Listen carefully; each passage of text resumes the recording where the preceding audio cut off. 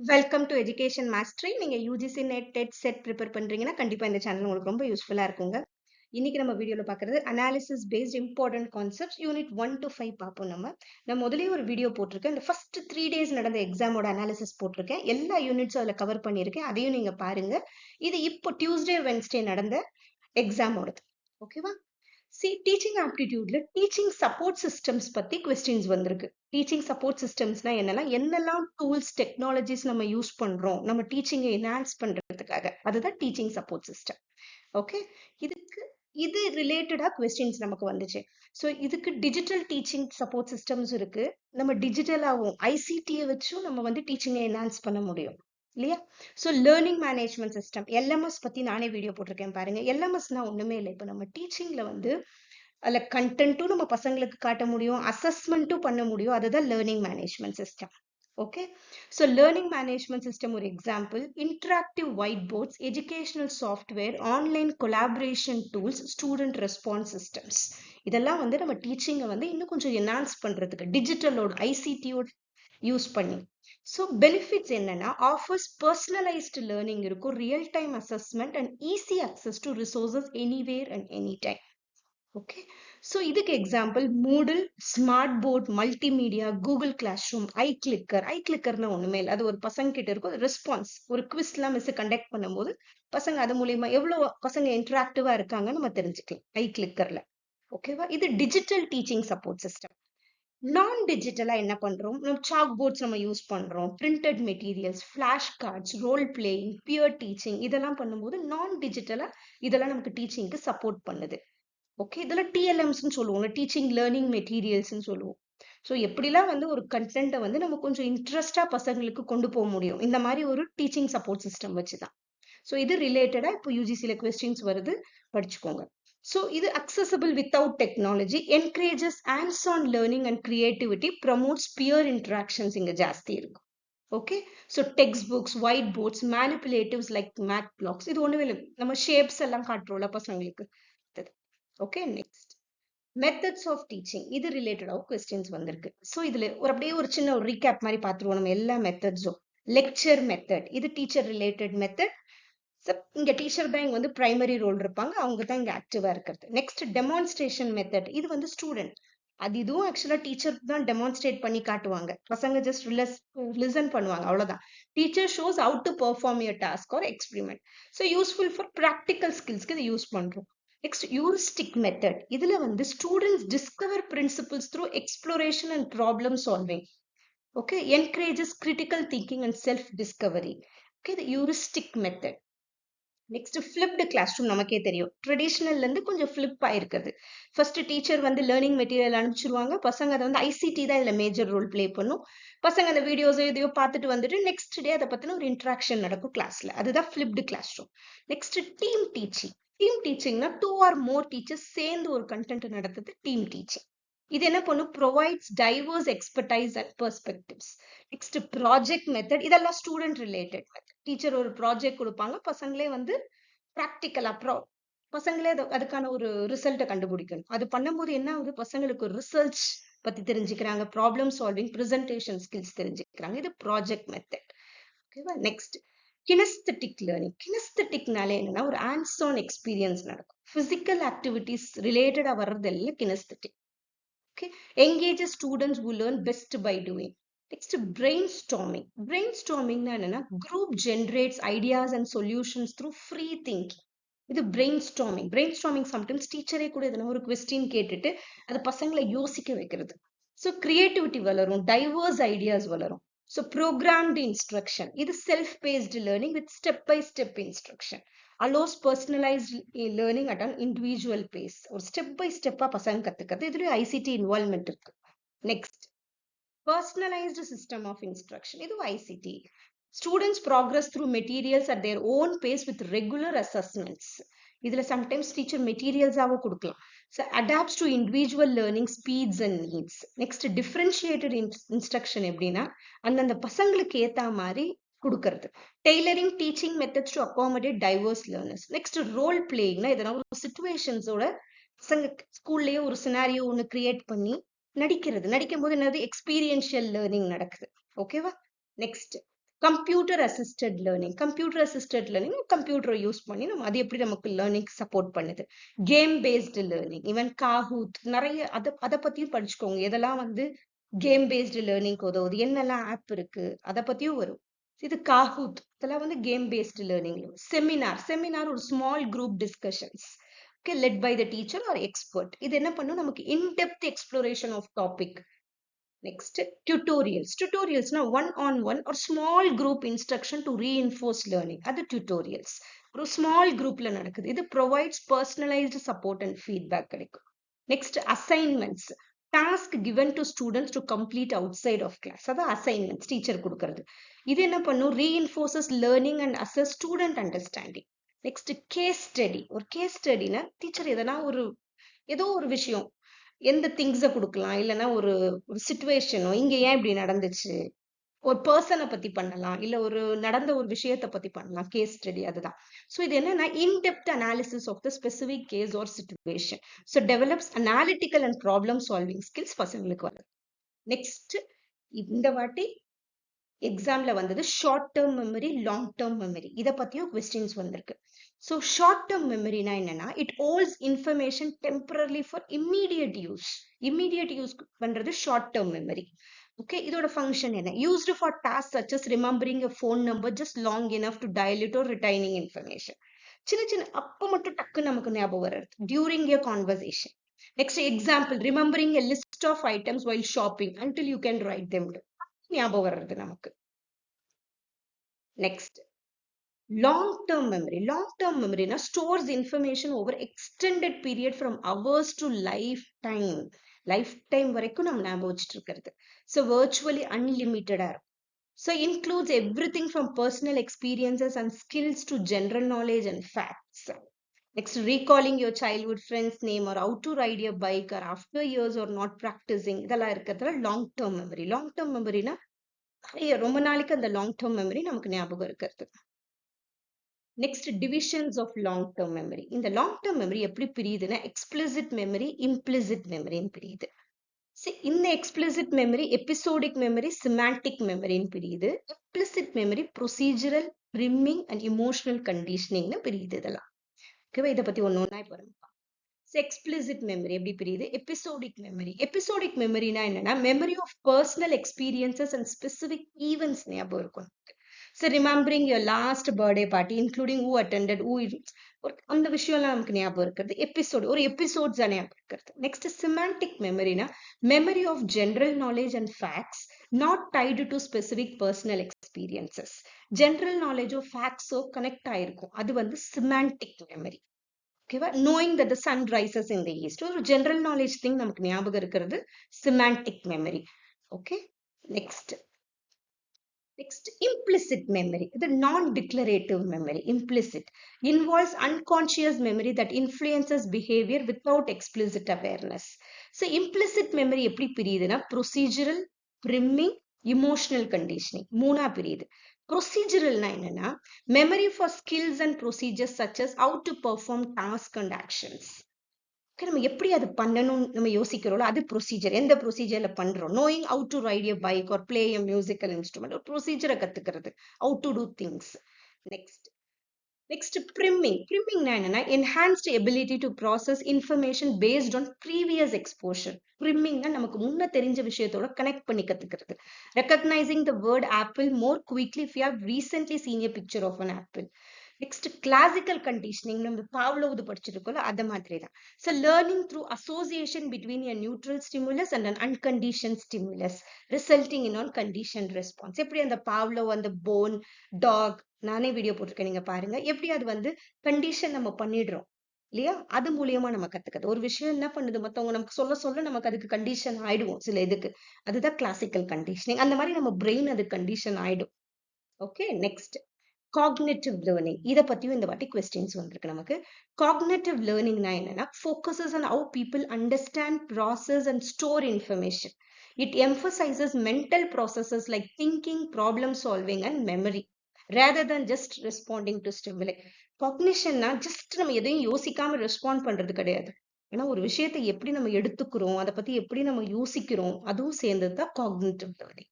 Okay, இதை பத்தி நிறைய தியரி இருக்கு. ஒரு மெயின் தியரி மட்டும் இதுல நான் கொடுத்துருக்கேன். பியாஜே தியரி ஆஃப் காக்னிட்டிவ் டெவலப்மெண்ட் ரொம்ப இம்பார்ட்டன்ட். இதுல இவர் 4 ஸ்டேஜஸ் பத்தி சொல்லியிருப்பாரு. Sensory motor, pre operational, concrete, formal. இது நீங்க எப்படி ஞாபகம் வச்சுக்கோங்க, SPCF அப்படி ஞாபகம் வச்சுக்கோங்க. சம்டைம்ஸ் அந்த ஆர்டர் கூட வரும் எக்ஸாம்ல. ஓகே, இதுல என்னன்னா ஒவ்வொரு ஸ்டேஜஸ்லயும் பசங்க எப்படி வந்து அந்த காக்னிட்டிவ் திங்கிங் வளருது, அந்த லேர்னிங் எப்படி வளருது, how children's thinking evolves from basic interactions to complex reasoning அவர் சொல்லியிருப்பாரு. ஓகே, நான் இதை பத்தின வீடியோ போட்டுருக்கேன், உங்களுக்கு டைம் இருந்தா அதையும் பாருங்க. ஓகே, நெக்ஸ்ட் விஹாட்ஸ்கி, இது social cultural theory, socio cultural theory, Vygotsky ஞாபகம் வச்சுக்கோங்க. இவர் என்ன சொல்றாரு, ஒரு சோஷியல் ப்ராசஸ், அந்த இன்ட்ராக்ஷன்ஸ்லயே பசங்க கத்துப்பாங்கன்னு சொல்றாரு. இவருதுல மெயினா இவர் சொன்னது இந்த ZPDன்றது சொல்லியிருப்பாரு. ZPDனா என்னன்னா ஜோன் ஆஃப் ப்ராக்சிமல் டெவலப்மெண்ட். பசங்க வந்து ஒண்ணு ஃபர்ஸ்ட் தெரியாம இருக்கும், அதுக்கப்புறம் பசங்க வந்து ஒருத்தவங்க கிட்ட அந்த கத்துக்கிட்டவங்க எவ்வளவு வளர்றாங்க, அதுதான் ஜோன் ஆஃப் ப்ராக்சிமல் டெவலப்மெண்ட். ஓகேவா? சோ இது ரொம்ப இம்பார்ட்டன்ட். இதுல ஸ்கெஃபோல்டிங்னு ஒரு கான்செப்ட் சொல்லியிருப்பாரு. ஸ்கெஃபோல்டிங்கும் இதுதான். பசங்களுக்கு வந்து நம்ம என்ன பண்ணணும், ஒரு டீச்சர் என்ன பண்ணுவாங்க, அந்த குழந்தைக்கு எதனா ஒரு கான்செப்ட் புரியலன்னா ஹெல்ப் பண்ணி சொல்லி கொடுப்பாங்க. அப்புறம் அந்த குழந்தை அதுல கொஞ்சம் புரிய ஆரம்பிச்சு மாஸ்டர் ஆன உடனே கொஞ்சம் கொஞ்சமா டீச்சர் அதுல இருந்து விலகிடுவாங்க, அவங்களே பண்ண விட்டுருவாங்க. இதுதான் scaffolding. Okay, next information processing theory, Hilda Taba. அவங்களது இண்டக்டிவ் திங்கிங் பத்தி அவங்களது இருக்கு. So aligns with how the information processing theory describes cognitive process. எப்படி வந்து அந்த இன்ஃபர்மேஷன் எடுத்துக்குது, அந்த inductive thinking. So it involves encoding specific examples லாம் பார்க்கிறோம், storing these patterns in memory. நிறைய விஷயம் பார்க்கிறோம், அது மெமரியில ஸ்டோர் ஆகுது, and retrieving them to form general rules or concepts. அந்த எக்ஸாம்பிள்ஸ்ல இருந்து நம்ம என்ன கண்டுபிடிக்கிறோம், நம்மளே ஒரு ரூல்ஸை ஒன்று புரிஞ்சுக்கிறோம். ஓகேவா? நெக்ஸ்ட் யூனிட் 2 டீச்சிங் ஆப்டிடியூட பொறுத்த வரைக்கும் இந்த 2 டேஸ்ல இது ரிலேட்டடான கொஸ்டின்ஸ் வந்திருக்கு. ரிசர்ச் ஆப்டிடியூட் இப்போ பார்ப்போம். ரிசர்ச் ஆப்டிடியூட்ல டிஸ்கிரிப்டிவ் ரிசர்ச், இந்த மெத்தட்ஸ் ஆஃப் ரிசர்ச்ல இருந்து அப்படி இப்படி ஒரு கொஸ்டின் வந்துட்டே தான் இருக்கு. எக்ஸ்பெரிமெண்டல் ரிசர்ச் பத்தி ஒரு ஷிஃப்ட்ல கேட்டிருக்காங்க, அது மாதிரி. ஸோ டிஸ்கிரிப்டிவ் ரிசர்ச்னா என்ன? ஸோ டிஸ்கிரிப்டிவ் ரிசர்ச்னா இப்போ ஒரு ரிசர்ச்ல வந்து ஒரு கேரக்டரிஸ்டிக்ஸை மட்டும் நம்ம கண்டுபிடிக்க போறோம், வேற எதுவும் பெருசா நம்ம அதுல இது பண்ண போறது இல்லைன்னா அது descriptive research. So to describe characteristics or functions of a phenomenon, அவ்வளவுதான். So surveying students to determine their favourite study methods, அவ்வளவுதான். அதை மட்டும் தான் நம்ம கண்டுபிடிக்கிறோம், அப்போ டிஸ்கிரிப்டிவ் ரிசர்ச்ல சேரும். Okay, next correlational research. கோரிலேஷன்னா என்னன்னா ஒரு ரிலேஷன்ஷிப்பை கண்டுபிடிக்கிறது கோரிலேஷன். நம்ம ஒரு ரிசர்ச் பண்ணோம்னா அதுக்கு வேரியபிள்ஸ்ன்னு சொல்லுவோம். ஒரு 2 விஷயம் இருக்கு. கோரிலேஷன்னாலே என்னன்னா 2 விஷயம் இருக்கு. 2 விஷயம்னா ஒரு நல்லா படிக்கிற பசங்க நல்ல மார்க் எடுக்கிறாங்க, அதுதான் 2 வேரியபிள். நல்லா படிக்கிற பசங்க ஒரு வேரியபிள், நல்ல மார்க் எடுக்கிறது ஒரு வேரியபிள். இது 2த்தை தான் நம்ம என்ன பண்ண போறோம், ரிசர்ச் பண்ண போறோம், அதுதான் வேரியபிள்ஸ்ன்னு சொல்லுவோம். அந்த ரிலேஷன்ஷிப்பை கண்டுபிடிக்கிற மாதிரி வந்ததுன்னா அது பேர் கோரிலேஷனல் research. So studying the relationship between hours spent studying and exam hours. Okay. Next experimental ரிசர்ச்னு ஒன்று சொல்லுவோம். எக்ஸ்பிரிமெண்டல் ரிசர்ச்னா என்னன்னா ஒரு விஷயம் பண்ணா அதுக்கு எவ்வளோ நமக்கு நல்லது நடக்குது, காசு இருக்கும், எஃபெக்ட் இருக்கும், அதுதான் எக்ஸ்பிரிமெண்டல் ரிசர்ச்ல. So testing the impact of a new teaching method on student performance by comparing it to traditional method. நம்ம பண்ணி பார்ப்போம், இந்த நியூ டீச்சிங் மெத்தட் ஒரு குரூப்புக்கு பண்ணுவோம், ஒரு குரூப்புக்கு ட்ரெடிஷ்னல் மெத்தட் பண்ணுவோம், அதுக்கப்புறம் ரெண்டுத்தையும் நம்ம கம்பேர் பண்ணி பார்ப்போம், அதுதான் எக்ஸ்பிரிமெண்டல் ரிசர்ச். எக்ஸ்பிரிமெண்டல் ரிசர்ச் வந்தாலே காஸ் எஃபெக்ட் அந்த அதுதான் கீ டேர்ம். இதுல அந்த ரிலேஷன்ஷிப் இருந்த எக்ஸ்பிரிமெண்டல் ரிசர்ச். நெக்ஸ்ட் குவாலிட்டேட்டிவ் ரிசர்ச்னாலே குவாலிட்டியை பத்தி கண்டுபிடிக்கிறது, இமோஷன்ஸ், அதெல்லாம் தான் qualitative. So people's experiences, opinions and behaviours in depth. அதை conducting interviews to understand how people feel. Emotions, அந்த குவாலிட்டினாலே அவங்க இமோஷன்ஸ் கண்டுபிடிக்கிறது குவாலிட்டேட்டிவ் ரிசர்ச். அடுத்தது குவான்டிடேட்டிவ் ரிசர்ச் வந்து நியூமரிக்கல்ல இருக்கும், நம்பர்ஸ்ல இருக்கும். ஸோ டு குவான்டிஃபை வேரியபிள்ஸ் அதனால ஸ்டாட்டிஸ்டிக்ஸ் இன்வால்வ் ஆகி வந்துச்சுன்னா அது குவான்டிடேட்டிவ். இதுல நம்ம சர்வே பண்ணுவோம், நியூமரிக்கல் ரேட்டிங்ஸ் வரும், அதுக்கப்புறம் நம்ம வந்து கண்டுபிடிக்கணும், இது குவான்டிடேட்டிவ். ஓகே, நெக்ஸ்ட் அப்ளைட் ரிசர்ச்னு சொல்லுவோம். அப்ளைட் ரிசர்ச் என்ன பண்ணனா to solve practical problems and improve processes or practices. எதனா ஒரு ப்ராக்டிக்கல் இப்போ நடக்கிற ப்ராப்ளம்ஸை பத்தி நம்ம ரிசர்ச் பண்றோம்னா அது applied research. So developing a new educational tool based on research to enhance student learning. Okay, இது வந்து அப்ளைட் ரிசர்ச். அப்ளைட்னா ப்ராக்டிக்கல் ப்ராப்ளம்னு வரணும். நெக்ஸ்ட் பேசிக் இல்ல ஃபண்டமெண்டல் ரிசர்ச், ரெண்டும் ஒன்று தான். இது என்னன்னா to increase knowledge and understanding of fundamental principles.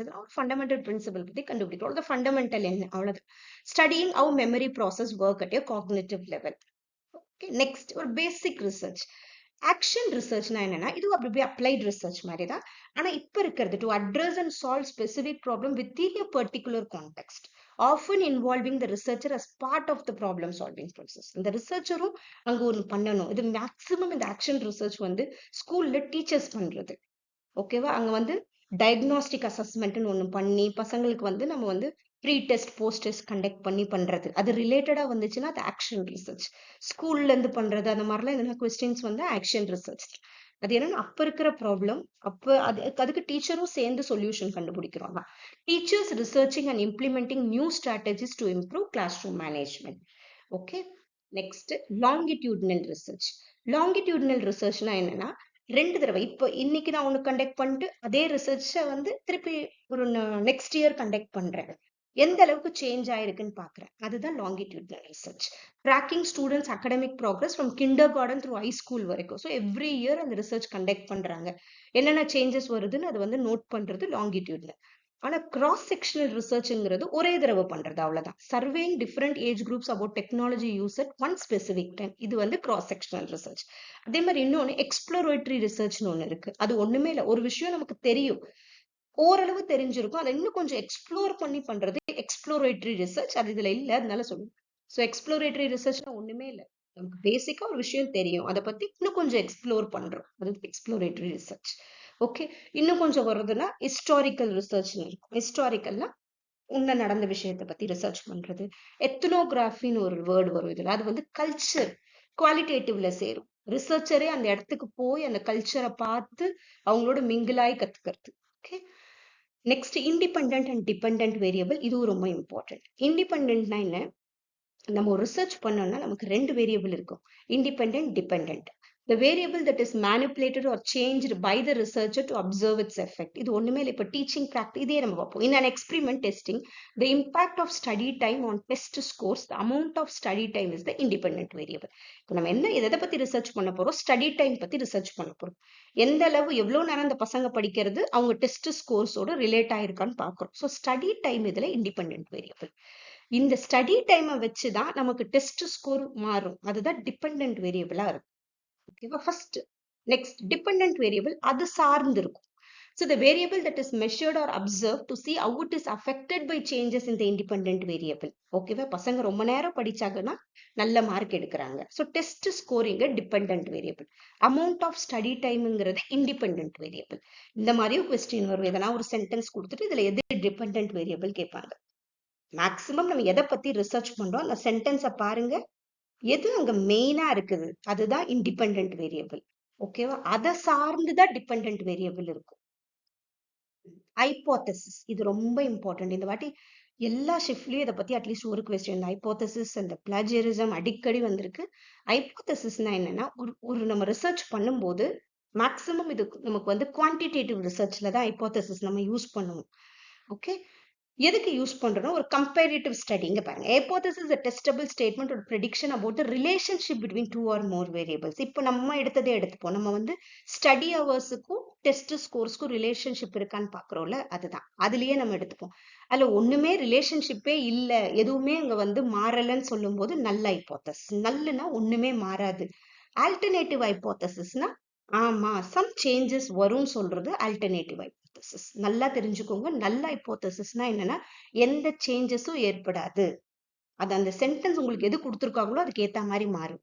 ஓகேவா? இப்ப நல்லா சாப்பிடுறவங்க வெயிட் போடுவாங்களா, அந்த மாதிரி ஏதோ நீங்க பண்றீங்க. இப்ப நல்லா சாப்பிடுறாங்கல்ல, அது இண்டிபெண்டன்ட் வேரியபிள். வெயிட் போடுவாங்களாங்கிறது டிபெண்டன்ட் வேரியபிள் ஆயிடும். ஓகேவா? இல்ல வெயிட்டே போட மாட்டாங்கன்னு சொன்னா அது நல்ல ஹைபோதசிஸ்ல சேர்ந்துரும். இல்ல வெயிட் போடுன்னு சொன்னா அது ஆல்டர்னேட்டிவ் ஹைபோதசிஸ், அவ்வளவுதான். ஓகேவா?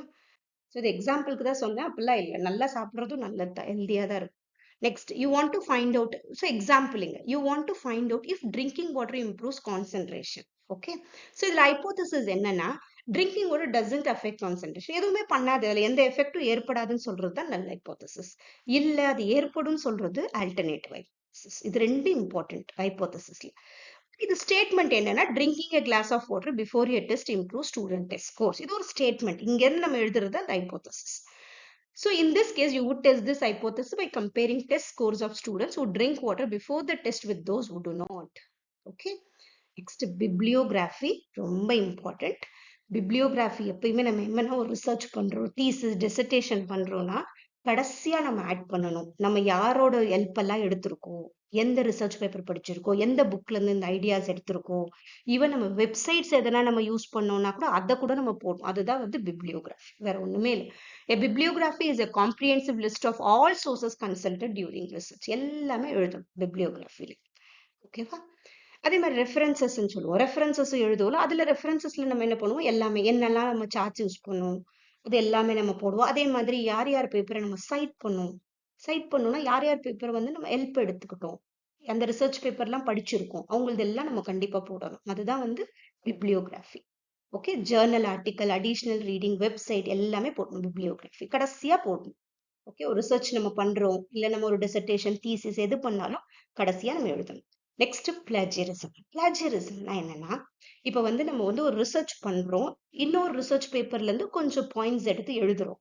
என்ன பண்ணோம், இது எழுதிட்டு அவங்களுக்கு கிரெடிட் கொடுக்கணும்னு சொல்லுவோம். கிரெடிட்னா என்னன்னா, அவங்களுக்கு நம்ம அவங்களுக்கு வந்து நம்ம ரெஸ்பெக்ட் பண்ற மாதிரி, அது இல்லையா, அவங்களோட வேர்ட்ஸ் எடுத்தா நம்ம அவங்களுக்கு கிரெடிட் பண்ணோம். அதுதான் பிளஜரிசம். அது நம்ம பண்ணலன்னா அது தப்பு.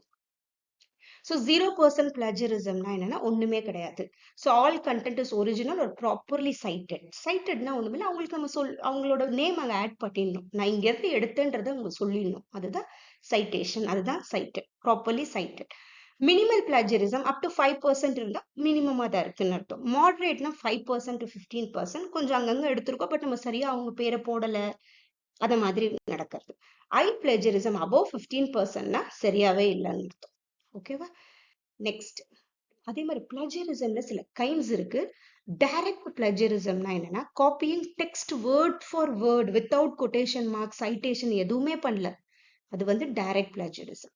செல்ஃப் பிளஜரிசம்னா என்னன்னா, முதல்லயே ஒரு ஒர்க் பண்ணிட்டு reusing your own previous work, அப்படி பண்றது செல்ஃப் பிளஜரிசம். மொசைக் பிளஜரிசம்னு ஒன்று இருக்கு. அதுனா combining phrases or ideas from different sources without proper citation. இங்க இருந்து ஒரு ஐடியா, இங்க இருந்து ஃப்ரேசஸ் ஐடியாஸ் எல்லாம் போடுறோம், பட் அதையுமே நம்ம சைட்டேஷன் அவங்க பேர் கொடுக்கணும், அப்பதான் அவங்களுக்கு கிரெடிட் கொடுக்குறோம். இந்த மாதிரி நம்ம பண்ணணும். அது பண்ணலன்னா இந்த மொசைக் பிளஜரிசம். நெக்ஸ்ட், ஆக்சிடென்டல் பிளஜரிசம்னா நம்மளே தெரியாம விட்டுறது, அது அவங்க பேர் போடுறது. Unintentionally failing to cite sources correctly, சரியா போடாம விடுறது ஆக்சிடென்டல் பிளஜரிசம். இதையும் படிச்சுக்கோங்க. ஏன்னா ஒவ்வொரு ஷிஃப்ட்டுக்கும் ஒவ்வொரு மாதிரி கொஸ்டின்ஸ் வரும். நம்ம அதே கொஸ்டின்ஸ் வரும் சொல்ல முடியாது, பட் அது ரிலேட்டடா, அந்த டாபிக் ரிலேட்டடா கண்டிப்பா கொஸ்டின்ஸ் வரும். Okay, next, to avoid plagiarism. Plagiarism avoid பண்ண நம்ம என்ன பண்ணலாம்? ஃபர்ஸ்ட், பிளேஜரிசம்னா என்னன்றது தெரிஞ்சுக்கணும். Need to avoid copying text, ideas or data without proper citation. Next, credit the original sources of information. இப்போ நம்ம ஐடியாஸோ கோட்ஸோ எடுத்தோம்னா அவங்களுக்கு கரெக்டாக கொடுக்கணும். ஏபிஎஸ் ஸ்டைலோ எம்எல்ஏ ஸ்டைலில் நம்ம படிச்சிருக்கோம், அதுக்கு அந்த ஸ்டைலில் கொடுக்கணும். Next, paraphrase properly. When rephrasing someone else's ideas, ensure the text is substantially different from the original. While still அந்த மாதிரி எழுதுனா கூட நம்ம அவங்களுக்கு கிரெடிட் பண்ணணும். While still acknowledging the source, அப்போ கூட நம்ம அவங்களுக்கு அக்னாலேஜ் பண்ணணும். Use quotation marks for direct quotes. இப்போ கோட்ஸ் எல்லாம் இருந்தால் quotation marks போடணும். And cite the source accurately, கரெக்டாக சைட் பண்ணணும். Okay, next, keep track of your sources. நம்ம ஒரு ரிசர்ச் பண்ண ஆரம்பிச்சோன்னு எதெல்லாம் நம்ம பண்றோன்றத நம்ம ஒரு நோட்ஸ் எழுதிட்டு இருக்கணும். என்ன எங்க இருந்துலாம் நம்ம வந்து பாயிண்ட்ஸ் கலெக்ட் பண்ணோம், எல்லாத்தையும் பத்தி கரெக்டான நோட்ஸ் இருக்கணும். Run your work through plagiarism detection tools எல்லாம் இருக்கு இப்போ சாஃப்ட்வேர், அதில் நம்ம கரெக்டாக பார்க்கணும். Focus on creating original content. நம்ம கான்டென்ட் அதில் கண்டிப்பாக இருக்கணும். நெக்ஸ்ட், யூனிட் 3 ரீடிங் காம்ப்ரிஹென்ஷனை பொறுத்த வரைக்கும் ஓரளவு ஈஸியா தான் இருக்கும். அப்ப கூட நிறைய பேர் பண்ற தப்பு என்னன்னா, ஃபர்ஸ்ட் ரொம்ப ப்ராக்டிஸ் பண்ணிக்கிறது இல்லை ரீடிங் காம்ப்ரிஹென்ஷன். எப்படியோ அதை படிச்சுட்டு அதுல இருந்து தானே வரப்போது எழுதிடலாம்னு நினைக்கிறோம், பட் அது ரொம்ப தப்பு. நமக்கு எக்ஸாம் எழுதும் போது அந்த டைம் மேனேஜ்மெண்ட் வந்து நமக்கு கஷ்டமா இருக்கும். இப்போ ரீடிங் காம்ப்ரிஹென்ஷன் படிச்சு ஆன்சர் பண்றது டெய்லி படிச்சு பாருங்க, அப்போதான் ஈஸியா இருக்கும். ஓகே, ஒரு 2 கொஸ்டின் மட்டும் நம்ம போட்டிருக்கேன், நம்ம ட்ரை பண்ணி பார்ப்போம். In recent years, the adoption of renewable energy sources has become a focal point in efforts to combat climate change. Okay, solar and wind energy in particular have gained prominence due to their potential to reduce greenhouse gas emissions. However, transitioning to renewable energy requires significant investment in infrastructure and technology. Government around the world are implementing policies to support this transition, including subsidies for renewable energy projects and regulations aimed at reducing carbon footprints. Despite these efforts, challenges such as energy storage and intermittent supply continue to pose hurdles. So ஒரு தடவை படிச்சுக்கோங்க, புரிஞ்சுக்கோங்க, இல்லைன்னா போய் கொஸ்டினை first படிச்சிருங்க. What are the primary benefits of adopting renewable energy sources mentioned in this passage? என்னெல்லாம் benefits நமக்கு கிடைக்கும் ரினியூவபிள் எனர்ஜி சோர்சஸ் யூஸ் பண்ணலாம்? இங்க நம்ம ஃபர்ஸ்ட் பாயிண்ட்லேயே வந்துச்சு, the adoption of renewable energy sources has become a focal point in efforts to combat climate change. First என்ன பண்ணணும், கிளைமேட் சேஞ்ச் நம்ம தடுக்க முடியும் இல்லையா? அதுதான் மெயின் பிரைமரி பெனிஃபிட். இது next, solar and wind energy use பண்ணும்போது have gained prominence due to their potential to reduce greenhouse gas emissions. So இது 2 பாயிண்ட் நமக்கு இருக்கு. greenhouse gas emissions தடுக்க முடியும், combat climate change, climate change வந்து நடக்காம பார்த்துக்க முடியும். ஸோ அதான் பிரைமரி பெனிஃபிட்ஸ் மென்ஷன்ட். இதுல நான் இந்த ஆன்சர் மட்டும் தான் கொடுத்துருக்கேன், பட் எக்ஸாம்ல உங்களுக்கு MCQல வரும். அப்போ நீங்க கொஸ்டினை படிச்சீங்கன்னா புரியும். Next, what challenges are associated with the transition to renewable energy according to the passage? எந்த transition, எந்த சேலஞ்சா இருக்குது நம்ம இங்க படிச்சுட்டோம். Governments around the world are implementing policies to support this transition, including subsidies for renewable energy projects and regulation aimed at reducing. இதெல்லாம் பண்ணுது, government support பண்ணுது. Despite இருந்தாலும் these efforts, challenges such as energy storage and intermittent supply continue to pose. நமக்கு அந்த supply வந்து சரியா கிடைக்கிறது இல்ல. Transition to according to the passage, intermittent supply. So challenges include energy storage and intermittent supply issues. ஓகேவா? அந்த பேசேஜை படிக்கும்போது புரிஞ்சிடும். எப்படியும் அந்த சைட்ல ஒரு 3 கொஸ்டின்ஸ் கொஞ்சம் ஈஸியா தான் இருக்கும், படிச்சா புரியுற மாதிரி. இது ஒரு 2 கொஸ்டின் வேணா அந்த பேசேஜோட இதை பத்தி கேட்கறது அந்த மாதிரி இருக்கும். ஸோ கண்டிப்பா ஈஸியா இருக்கும், ஆனா டெய்லி படிச்சு பாருங்க, கொஞ்சம் ப்ராக்டிஸ் பண்ணணும். நெக்ஸ்ட், யூனிட் 4 கம்யூனிகேஷனை பொறுத்த வரைக்கும் மெட்டா கம்யூனிகேஷன். இந்த 2 நாள்ல வந்த கொஸ்டின். மெட்டா கம்யூனிகேஷன்னா ஒண்ணுமே இல்லை, நம்ம ஒரு வார்த்தை சொல்றோம், ஆனா அதுக்கு வேற மாதிரி நம்ம ஆக்ஷன்ஸ் இருக்கு. நல்லா இருக்கேன்னு சொல்றோம், பட் நம்ம நம்ம ஃபேஸ் வந்து ஒரு மாதிரி கஷ்டத்துல இருக்கு. அதுதான் மெட்டா கம்யூனிகேஷன்.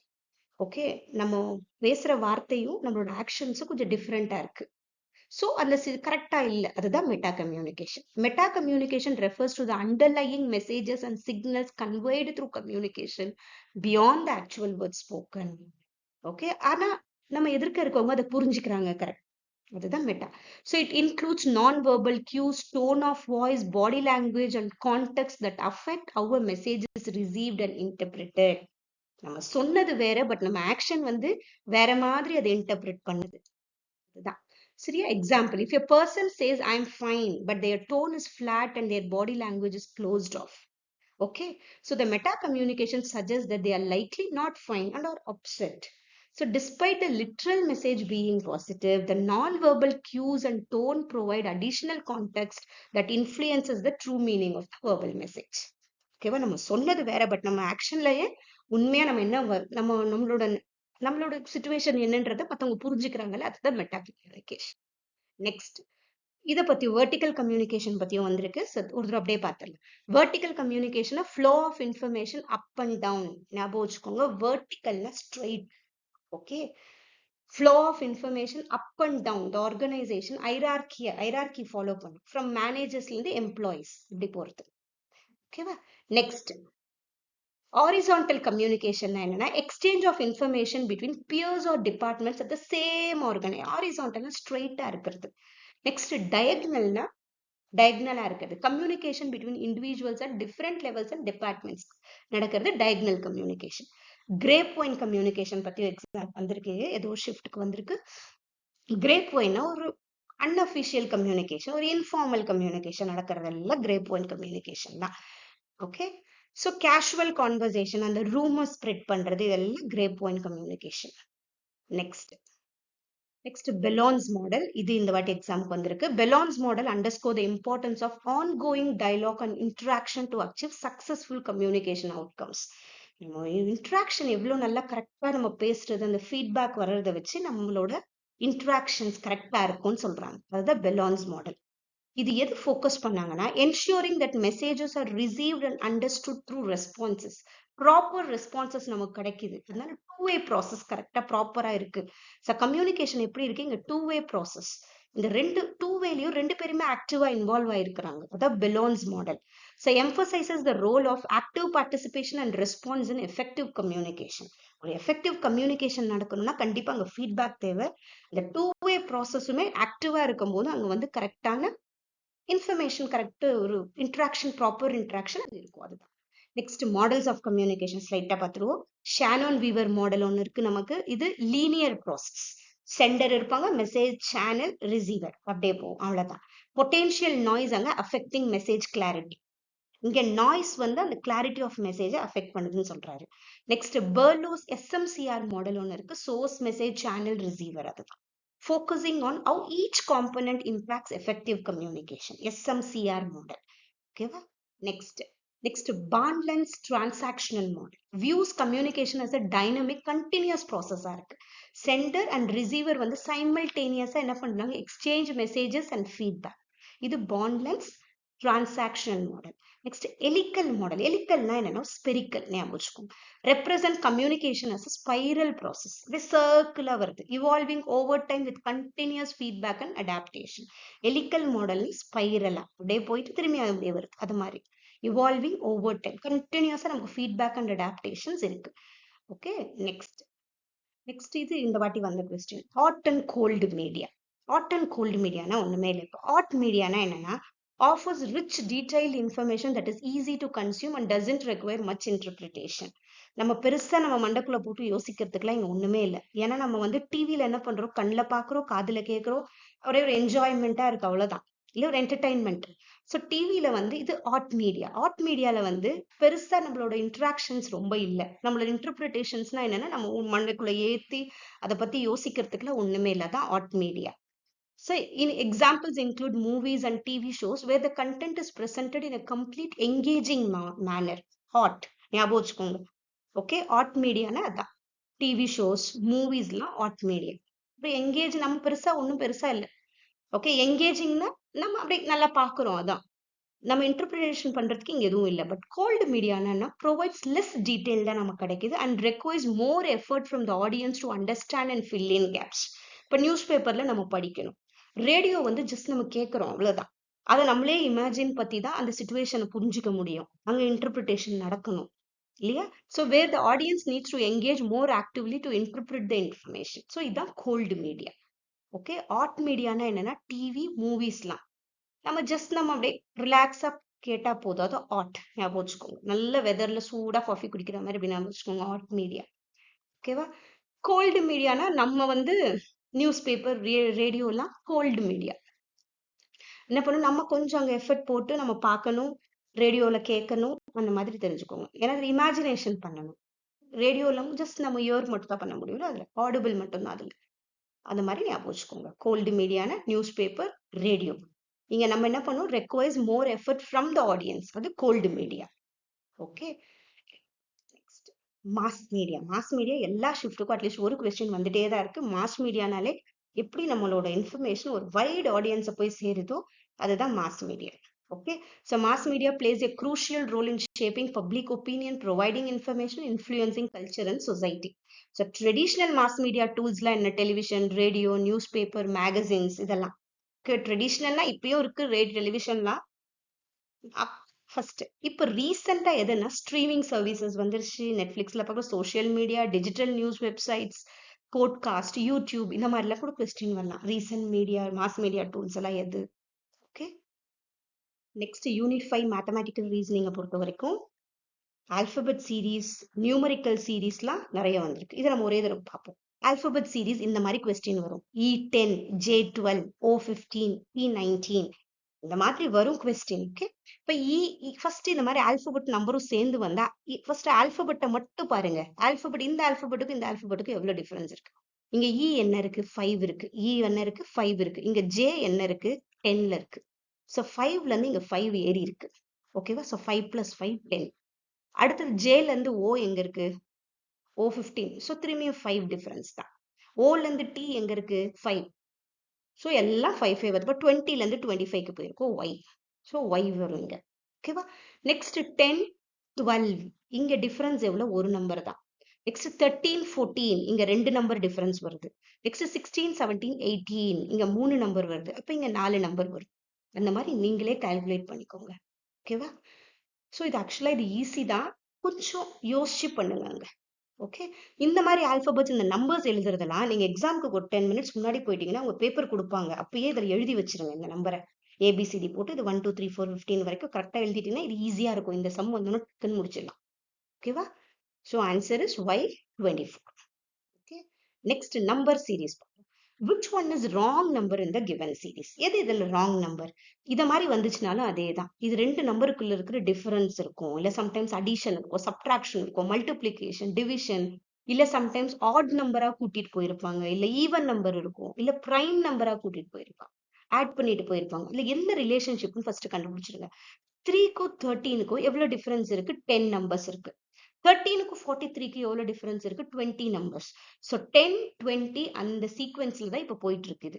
இப்போ 43க்கு 53க்கும் கரெக்டா 10. இப்போ 53க்கும் 63க்கும் என்ன இருக்கு? 10 தான் இருக்கு இல்லையா? 10 20 அந்த சீக்வன்ஸ் தானே ஆட் ஆயிட்டு இருக்கு. அப்போ 63 இஸ் அ ராங் ஆன்சர் இல்லையா? 73 அங்க வரணும். ஓகேவா? இங்க 10 கூட்டியிருக்காங்க, இங்கேக்கு 20 கூட்டியிருக்காங்க. அதே சீக்வன்ஸ்ல தான் போகும் நம்பர் சீரீஸ். நெக்ஸ்ட் இந்த மாதிரி வருது. In a certain code, FHQK means girl. How will women be written in the same code? இந்த மாதிரி வந்துச்சுன்னா ஃபர்ஸ்ட் இந்த மாதிரி இது ஆன்சர் VNLDM எப்படி வந்துச்சுன்னு இதே மாதிரி ஆல்பபெட்ஸ் வச்சுக்கோங்க. இது எழுதிக்கோங்க கேர்ள், இது FHQK. அந்த நம்பரை எழுதிருங்க. எழுதிட்டீங்கனாலே உங்களுக்கு தெரிஞ்சிடும். 7ல இருந்து 1 6 தான். அதே மாதிரி ஒன்னு தான் எல்லா இடத்துலயும் குறைஞ்சிருக்கு. -1 in all the numbers. அதே மாதிரி விமனுக்கு பாருங்க, இங்க W எங்க இருக்கு? விமன் 23 இருக்கு. 23க்கு முன்னாடி 22 V. ஸோ இந்த ரெண்டு எழுதி கண்டுபிடிச்சிட்டீங்கன்னா இந்த இடத்துல நீங்க கரெக்டா எழுதிடலாம். ஓகேவா? இது எழுதி நீங்க அந்த ஏபிசிடி எழுதி வச்சிருங்க, நம்பர்ஸ் போட்டுருங்க. இந்த டிஃபரன்ஸ் ஃபர்ஸ்ட் எழுதிருங்க. அதுக்கப்புறம் உங்களுக்கு தெரிஞ்சிடும். எல்லா இடத்துலயும் -1 வந்திருக்கு, -1. சம்டைம்ஸ் இந்த ரெண்டாவது ஆல்பபெட்டுக்கு -2 வரும், -3 வரும், அந்த மாதிரி கூட வரும். நீங்க அதை இங்க எழுதி வச்சுக்கோங்க. அதுக்கப்புறம் அதை வச்சு நீங்க இதை கண்டுபிடிச்சிருங்க. ஈஸியா இருக்கும். ஓகேவா? Next 3 numbers are in the ratio 2:5:6 and their sum is 663. ஏன்னா இந்த மாதிரி சம்ஸும் வருது. ஆக்சுவலா இது ரொம்ப ஈஸி. இந்த மாதிரி ரேஷியோ சம் இந்த மாதிரி வந்துச்சுன்னா விடவே விடாதீங்க. 2x 5x 6x ஞாபகம் வச்சுக்கோங்க. அதுவும் சம் தான். இது சம்னா இது 3 நம்பர் இருக்கு, அதை ஆட் பண்ணா இது வருது. அந்த 3 நம்பரும் என்னன்னு தான் கேட்டிருக்காங்க. சம்டைம்ஸ் இதுல ஃபர்ஸ்ட் நம்பர் என்ன, செகண்ட் நம்பர், அந்த மாதிரி பிரிச்சும் கேட்பாங்க. ஓகே, இதுக்கு பாருங்க. First 2x + 5x + 6x எழுதிருங்க. அப்புறம் இது மூணுத்தையும் ஆட் பண்ணிடுங்க. 13x வரும், இஸ் ஈக்குவல் டு 663 எழுதிடுங்க. அப்புறம் x is equal to 663 by 13 போடுங்க. 51 வரும். ஸோ எக்ஸ் 51 வந்துருச்சுன்னா இப்போ இது 2x தானே, அப்போ 2 × 13 அந்த மாதிரி ஒன்று எக்ஸ் வந்து 51, எக்ஸ் வந்து இங்க 51ல இங்க 1 வரும். ஓகே, அது 51. ஸோ 102 அந்த மாதிரி பிரிச்சு எழுதுங்க. இது 13 டேபிள் நான் எழுதியிருக்கேன். 13 5 65 இங்க நம்ம அடிக்கிறதுக்காக. ஓகே, 2 × 51 102, 5 × 51 இந்த மாதிரி ரேஷியோ கணக்கு வந்துச்சுன்னா விடாம செஞ்சிருங்க. ஓகே, எக்ஸ் போட்டு எழுதுங்க. அவ்வளவுதான். 2x + 5x + 6x எழுதிருங்க. சம்முன்னா இந்த மாதிரி அழகா பண்ணிடுங்க. Okay, next 2 successive discounts of value 15% and 10% will be equal to a discount of. இந்த மாதிரி கொஸ்டின் அடிக்கடி வரும். நம்ம இந்த மாதிரி டிஸ்கவுண்ட்ஸ் பார்த்தோம்னா சம்டைம்ஸ் அதை ஆட் பண்ணணும்னு தோணும். இந்த மாதிரி வராது, இந்த மாதிரி ஆயிடும். சி 15 + 10 இந்த மாதிரி ரெண்டு கொடுத்துருந்தாங்கன்னா முதல்ல +10 எழுதிருங்க, மைனஸ் போட்டுட்டு 15 × 10/100%. ஓகேவா? ஃபர்ஸ்ட் 15 + 10 மைனஸ் 15 × 10/100 போடுங்க. அப்புறம் 15 + 10 வந்து 25. இதை நீ அடிச்சீங்கன்னா 15 × 10 வந்து 150. இதை அடிச்சா நமக்கு வந்து 1.5 வரும் பர்சன்டேஜ், 23.5%. இந்த மாதிரி வந்துச்சுன்னா ஈஸியா பண்ணிடலாம். ரெண்டு டிஸ்கவுண்ட் கொடுத்தாங்கன்னா ஃபர்ஸ்ட் இது ரெண்டுத்தை ஆட் பண்ணுங்க. 15 + 10 மைனஸ் 15 × 10/100. ஒரே தடவை எழுதி பார்த்துக்கோங்க, ஏன்னா அழகா 2 மார்க் எடுத்துடலாம் இதெல்லாம். ஓகேவா? வெறும் ஈஸி சம்ஸ் தான் போட்டிருக்கேன். கண்டிப்பா எடுக்கலாம். அதே மாதிரி நெக்ஸ்ட் ப்ராஃபிட் அண்ட் லாஸ் படிச்சுக்கோங்க. Time and distance, simple interest and compound interest, fractions, இதுல இருந்தும் கொஸ்டின்ஸ் வந்திருக்கு. அதே மாதிரி இந்த ட்ரெயின் கணக்கு, இங்க இருந்து இங்க ஸ்டேஷன் போகுது, இந்த செகண்டுக்குள்ள மூவ் ஆச்சுன்னா எவ்வளோ, அந்த மாதிரி வர்றதும் வரும். ஓகேவா? அதுதான் இப்ப நடந்த இந்த 2 நாள்ல வந்து அனாலிசிஸ். கண்டிப்பா இந்த வீடியோ உங்களுக்கு ரொம்ப யூஸ்ஃபுல்லா இருக்கும். வேற யாரும் UGC நெட் எழுதுறவங்க வந்து அவங்களுக்கும் ஷேர் பண்ணுங்க.